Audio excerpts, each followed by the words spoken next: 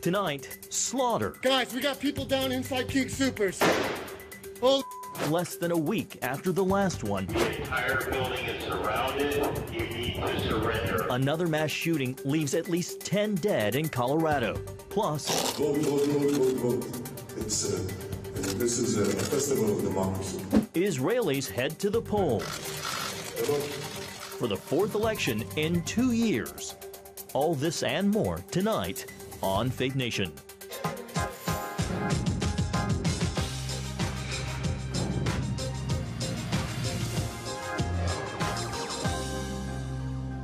Another American city in mourning. Good evening and welcome to Faith Nation. I'm John Jessup. Well, tonight the country is reeling after a second mass shooting in less than a week claims 10 lives, including a Boulder, Colorado police officer who was the father of 7. We have team coverage tonight with Capitol Hill correspondent Abigail Robertson. But first, White House correspondent Eric Phillips leads us off with the latest on the investigation and reaction from the West Wing. Eric, what are we hearing? Well, John, in his remarks, President Biden noted that flags had been flying at half-staff in memory of the 8 victims who died in Atlanta last week. Now, here we go again, this time happening at a neighborhood market in the middle of the day. Guys, we got people down inside King Supers. Holy shit. Police were called to the King Soopers grocery store in Boulder around 2:30 Monday afternoon because of shots fired. Guys, there's an active shooter! According to witnesses, instant pandemonium. We couldn't tell exactly where the shooter was. We knew that he was getting closer to us. We were like sitting ducks. Well, I could smell the gunpowder, so they were pretty close. They're just like bang, bang, bang, bang, bang, and I immediately sprinted over to her and was like, hey, we gotta get out of here. After getting his new bride to safety, Nevin Sloan ran back to help others. I just felt God compel me to go back. Police say the gunman shot and killed 10 people, including the first responding officer, Eric Talley, a practicing Catholic and a father of 7. A procession through the streets of Boulder Monday night in his honor. Yeah, I feel numb. And it's heartbreaking. This officer had 7 children, ages 5 to 18, and he didn't have to go into policing. He had a profession before this, but he felt a higher calling. The president offering condolences to all of the families and marking the loss of another blue life. He thought he'd be coming home to his family and his 7 children. But when the moment the act came, Officer Tully did not hesitate in his duty, making the ultimate sacrifice in his effort to save lives. That's a definition of an American hero. The gunman, seen here being taken from the scene Monday, now identified as 21-year-old Ahmad Alyssa of nearby Arvada. We will hold the evildoer responsible to the full extent of the law for his actions. The suspect has been charged with 10 counts of first-degree murder, the victims ranging in age from 25 to 60. According to an affidavit, the alleged shooter had purchased an assault rifle just 7 days before the attack. Still, authorities say it is too soon to determine a motive, promising a thorough investigation. John.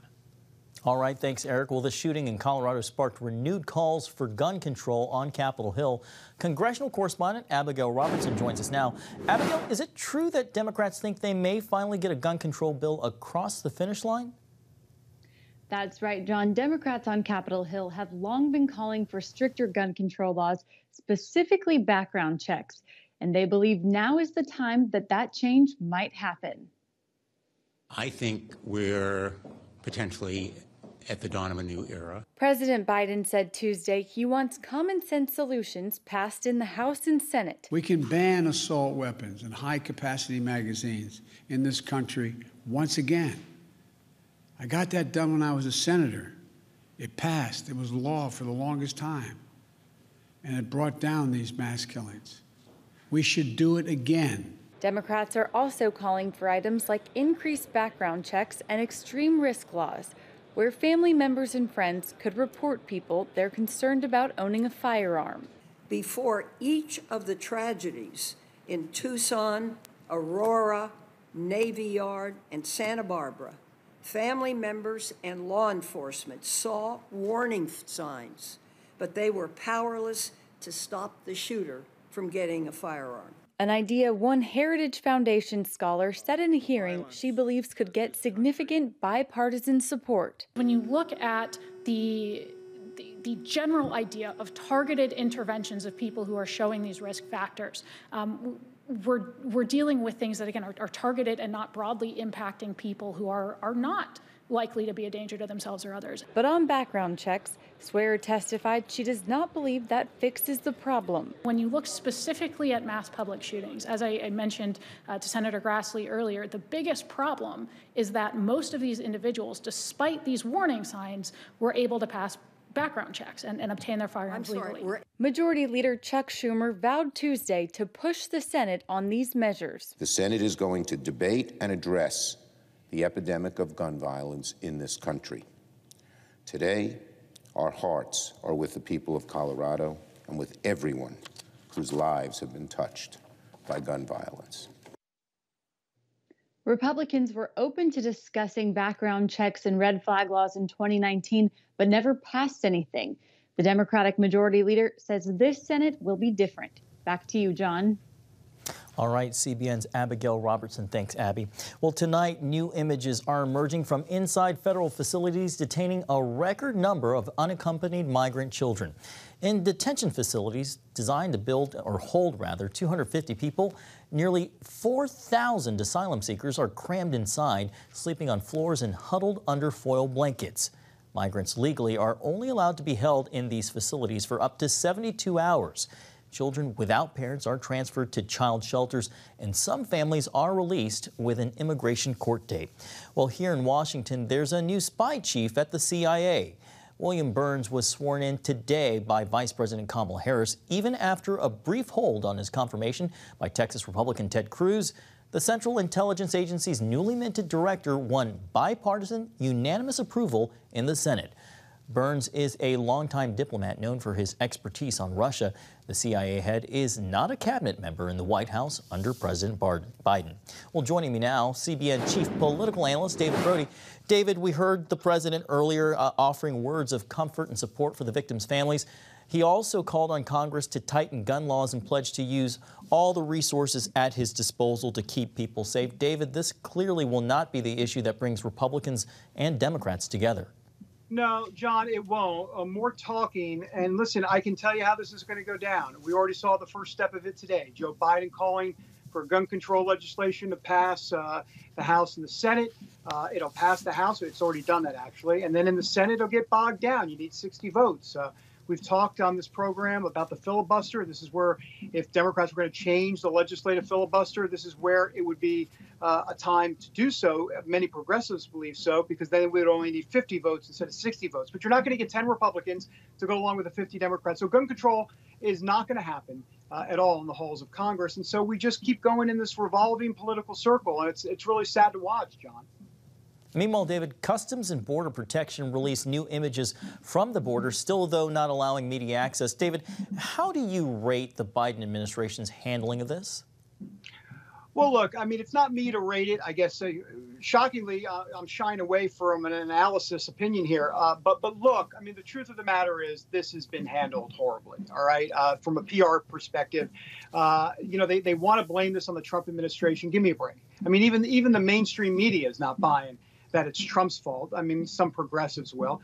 But look, this is what happens. I mean, John, we've talked about this, but I just want to reiterate, you can't say to people, look, we're going to treat you humanely. We're going to, you have a place here in America. We want you to come here. And then at the same time say, don't come, because they understand that a humane treatment, if you will, if you're going to come across the border, we're not going to send you back, which many of these migrant children clearly, or all of them, are not being sent back. Well, this is what happens. You have a crisis on your hands. And so it doesn't take a rocket scientist to figure it out. Look, Donald Trump invoked the exact opposite strategy. He did the anti-Field of Dreams strategy, as I like to call it. He said, if I build the wall, they will not come. And that's exactly what happened. In this case, it's been the exact opposite. And David, turning a little bit here, House Speaker Nancy Pelosi seems to be testing the limits of Democratic loyalty when it comes to a tight congressional race in Iowa. Right now, Republican Congresswoman Mariannette Miller Meeks is the certified winner by just a small handful of votes. Are Democrats really willing to overturn that race over election disputes? I think, well, they want to. Nancy Pelosi would love to get another seat in the House of Representatives. But I think ultimately there'll be too much pressure from not just Republicans, but internally from Democrats, moderate Democrats, to say, hey, wait a minute, hold on, what are we doing here? We just said to these Republicans who weren't going to certify the election results on the Trump-Biden election, and now all of a sudden turn around and go do the same thing in Iowa? I mean, really? It's really the height of hypocrisy. And it seems like Nancy Pelosi and Democrats are literally self-destructing before our eyes as we move to 2022 with all of the progressive policies out there that I'm not quite sure Americans are ready for. And then they pull this political stunt. I mean, it's like, let Republicans sit back and watch the damage at this point. David, finally, President Trump's communication with his supporters, of course, has been cut off since Twitter and other social media giants shut down his account. But he's been making endorsements for 2022. David, is he setting himself up as kingmaker for the Republican Party? Yeah, he's already the kingmaker. He wants to continue to be in that role. And everybody talks about Donald Trump and 2024. But here's the truth of the matter. That's on the back burner. Clearly, he needs to get through 2022. He knows that. His staff knows that. And what does that mean exactly? What does that look like? He's going to have a bunch of endorsements, as we know. Let's see what his endorsement record is when we wake up in November of 2022. If he's doing the old, 95-0 or 93-2, whatever it happens to be, then not only is he kingmaker, but most likely, I would think at that point, he would run again in 2024 with his standing rejuvenated, if you will. But we're a long way off from that. At this point, he likes kingmaker.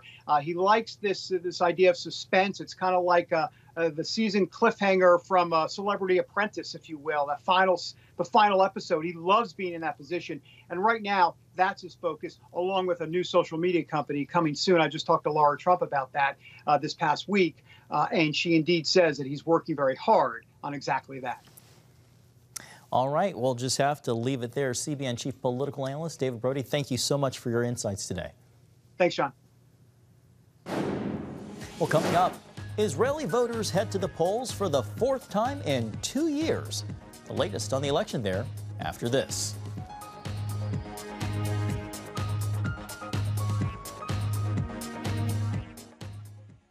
Hey, if you're tired and exhausted all day, you can't think clearly, and you really just need a cup or even a pot of coffee to get through your day, then join me, Dr. Josh Axe, for this new series where I'm going to teach you how to transform your diet and use essential oils and supplements to get a better night's sleep. Wake up to your best life. Call 1-800-700-7000 to get your free DVD or booklet of Protect Your Sleep today. It's about the competition. I kind of put that pressure on myself, and I think people had expectations. It's about overcoming. We use this phrase all the time, keep chopping, keep practicing hard. It's about going the distance. I think as a father, it's my job, to lead, just be the best husband and father I can be. Watch Going the Distance with Sean Brown Saturday night at 7:30 on the CBN News Channel.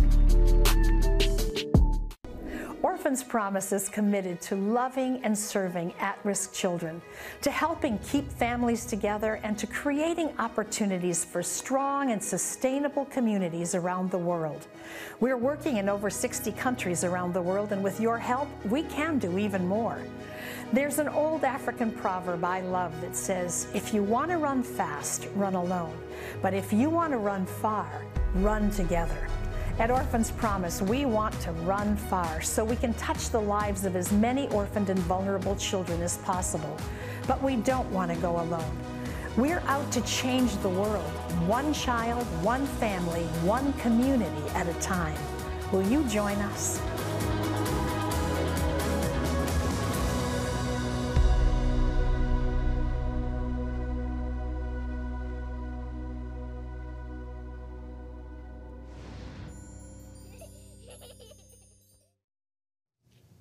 Well, welcome back. Election day in Israel, actually the fourth election in 2 years. Prime Minister Benjamin Netanyahu is fighting for his political survival after a number of his former allies formed their own parties.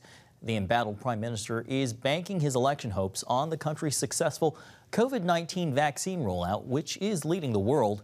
Netanyahu, the longest-serving head of government, has held on to power through election do-overs and corruption allegations. The final election results must be in by the end of the month. Well, for more now on the Israeli election, we have Chris Mitchell in Jerusalem, CBN's Middle East Bureau Chief. Chris, can you set the stage for us? We know that this election is seen as a referendum on Bibi Netanyahu. So the question is, if not Bibi, who's the alternative?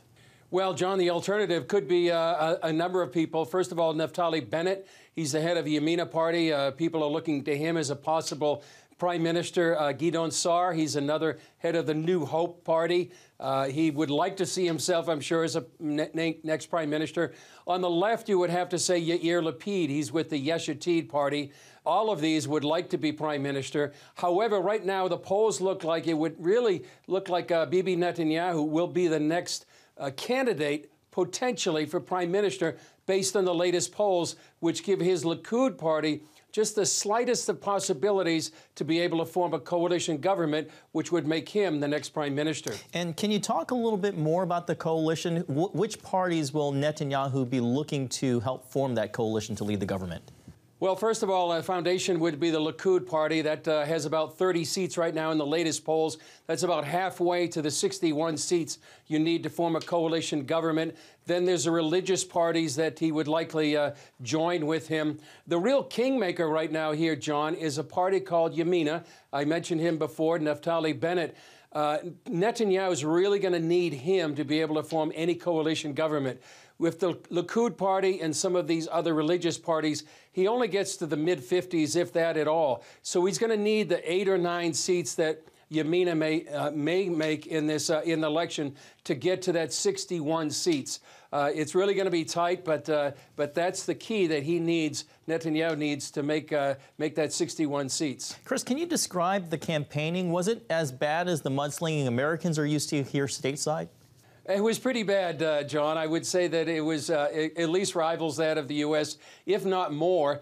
And I think really the campaign for a lot of people was either Bibi Netanyahu or not Bibi Netanyahu. Somebody put it in a Shakespearean way, to Bibi or not to Bibi. The campaign for many was a referendum on his leadership. He's been prime minister for almost 12 years. So the left certainly was against Bibi Netanyahu.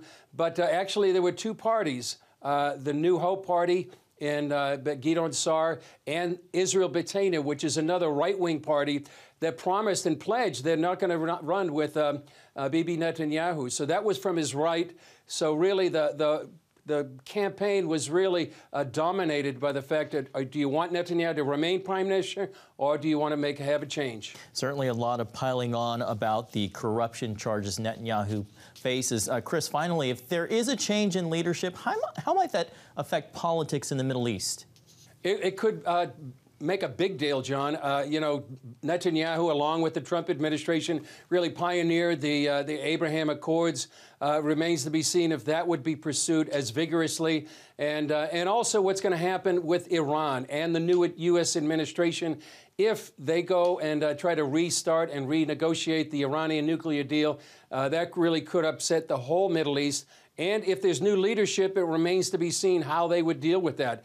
They may have different priorities as well as the former government did not. And so that really could upset the things here in the Middle East. It could be a volatile time here, John, in the Middle East. All the reason to be praying for the peace of Jerusalem and the whole region. As the Bible certainly instructs us to do. CBN's Chris Mitchell, Middle East Bureau Chief, thank you so much, and you'll be staying on top of all of this for us.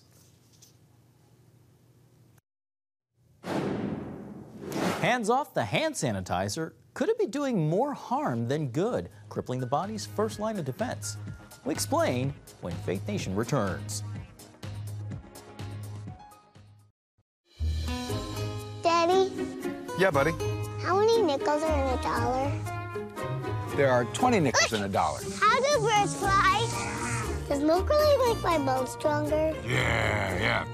Daddy, when we die, Will we go to heaven? Do you have the answer to life's biggest question? Call the 700 Club. We'll help you find answers to the important questions life brings your way. Watch breaking news, in-depth exclusive stories and programs from health to entertainment you won't find anywhere else. The CBN News Channel, a perspective you can trust. Enjoy credible news reporting from around the world. Discover inspiring programs and stories of hope, all in one place from a Christian perspective. The CBN News Channel, a perspective you can trust. To watch the CBN News Channel, download the app or visit cbnnewschannel.com. Hello, I'm Dr. David Perlmutter, board-certified neurologist and #1 New York Times bestselling author. Wouldn't it be great to boost your energy, eliminate brain fog, and even reverse brain disease? Well, you can, and I'm going to show you how, along with some of the world's most well-respected brain experts in this DVD, Protect Your Brain. Get Protect Your Brain, a free DVD only from the Christian Broadcasting Network, featuring experts on the cutting edge of neuroscience and brain health. No matter how many times you've failed in the past, you really can do this. In Protect Your Brain, you'll discover simple strategies to keep your brain young and healthy. Improve your memory. Discover the gut-brain connection. In Protect Your Brain. Get your free copy at cbn.com or call 1-800-700-7000. If you want to improve the quality of your life, get the DVD Protect Your Brain and get it today. Here's a question for you. Is there such a thing as too clean? Exposure to some germs builds strong immune systems. So with COVID-19, are people going too far sanitizing surfaces and actually doing more harm than good? Medical reporter Lori Johnson has the answer. When New York City shut down the subways 4 hours each day for disinfecting, some scientists declared it a colossal waste of time and money. It looks a bit to me like cleaning theatre. To make people feel more comfortable about using those environments, bleaching the surfaces will have very, very little impact upon the spread of the disease. That's because it's mainly spread through personal contact. Dr. Jack Gilbert, author of the book Dirt is Good, adds that sanitized surfaces don't stay that way for long. If you sterilize a surface, in a few minutes after sterilization, the microbes from our body are recolonizing that surface. During this pandemic, welcoming some of the germs living all around us may seem scary, but it's generally better than trying to kill them all. The negative consequences of bleaching the environment, especially if you have very young children in the environment, could actually lead to chronic consequences, which may be worse. Gilbert says the good bugs we encounter, especially as youngsters, can help prevent food allergies, skin problems like eczema, and even issues associated with autism. Those experiences that the children are getting shape how their immune system develops, and that can shape how our brains develop. Think about all the germs surrounding barnyard animals or even just household pets. Turns out those bugs are pretty healthy. Asthma strikes about 1 in 10 Americans. Children who grow up with a dog, however, are 13% less likely to develop this serious lung disease. Kids on farms do even better, enjoying a 50% reduction. Keeping clean is good, but there is probably such a thing as too clean. Mayo Clinic researcher Dr. Heidi Nelson says exposure to certain microorganisms can help fight disease. We all grew up playing in dirt, and it didn't hurt us, you know, and it probably kept us healthy and having a strong immune system. In his book, Eat Dirt, Dr. Josh Axe goes further, writing that a preoccupation with disinfecting everything in sight puts us at risk for chronic illnesses. What a lot of people don't realize is by using excessive sanitizers and bleaches, they're actually weakening their immune system. He says some cleansers contain harsh chemicals that can harm the skin and gut and recommends a more natural approach. If we use things like essential oils that are referenced in the Bible, we're not going to have those same side effects, yet it's still going to help sanitize us and keep us healthy.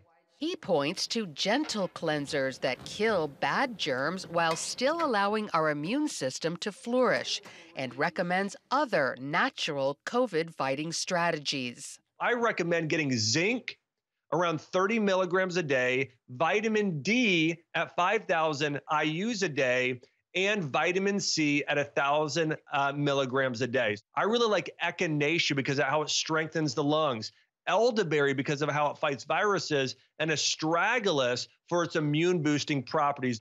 So while health experts push washing hands and surfaces often with plain old soap and water, they warn that super sanitizing with antibacterial soap or bleach may literally be overkill. Thanks, Lori. Coming up, hot, fresh, and free, but only for certain people. See how Krispy Kreme is incentivizing health.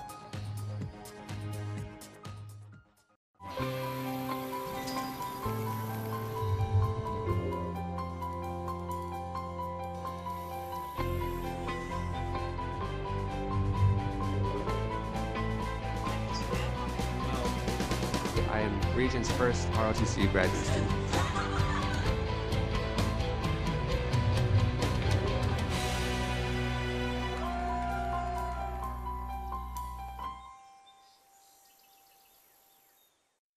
I'm Ephraim Graham, and this is Studio 5. Cruise with me as I discover the good things happening in the world of music, sports, television, and movies. The fact that Ryan Coogler was going to be directing the film, I knew that something special was going to happen. We'll chat with artists at the forefront of entertainment and explore the connection between popular culture and faith. I asked my pastor, I said, well, does that mean I'm supposed to be a preacher? He says, well, no, you already have a pulpit. Wednesday night at 8:30 on the CBN News Channel. How'd you like to get a redo on your health, on your body, on your arteries, so you could have the energy you had 20 years ago? The great news is you can. I'm Dr. Mike Roizen, chair of the Wellness Institute at the Cleveland Clinic. I've written 4 New York Times bestsellers. But even better than having to read all that, you can listen to this DVD and watch it. Protect your heart? Yes, you can. Here's how. Go to cbn.com or call 1-800-700-7000 for your free copy of Protect Your Heart. Let the medical experts show you their new discoveries on how to avoid heart disease and even reverse it. Easy steps to uncover the hidden dangers in your medicine cabinet, reduce stress, and get a complete do-over for your health. Call 1-800-700-7000. That's 1-800-700-7000. Or go to cbn.com to claim your free copy of Protect Your Heart. Finally tonight, try this for an incentive, getting a shot in exchange for a donut. Krispy Kreme is handing out free glazed donuts to anyone who comes into their stores after receiving their vaccine. All you have to do is show your COVID vaccination card at the counter, and since the program runs every day through the end of the year, customers can wait until that hot light sign flips on to pick up their tasty treat. The company says they're encouraging everyone to have an occasional treat, and the goal is to help transition back into post-COVID life, and I think that's quite an incentive. All that video of those donuts is making me hungry. Thank you so much for watching tonight. Please join us again for Faith Nation right here tomorrow.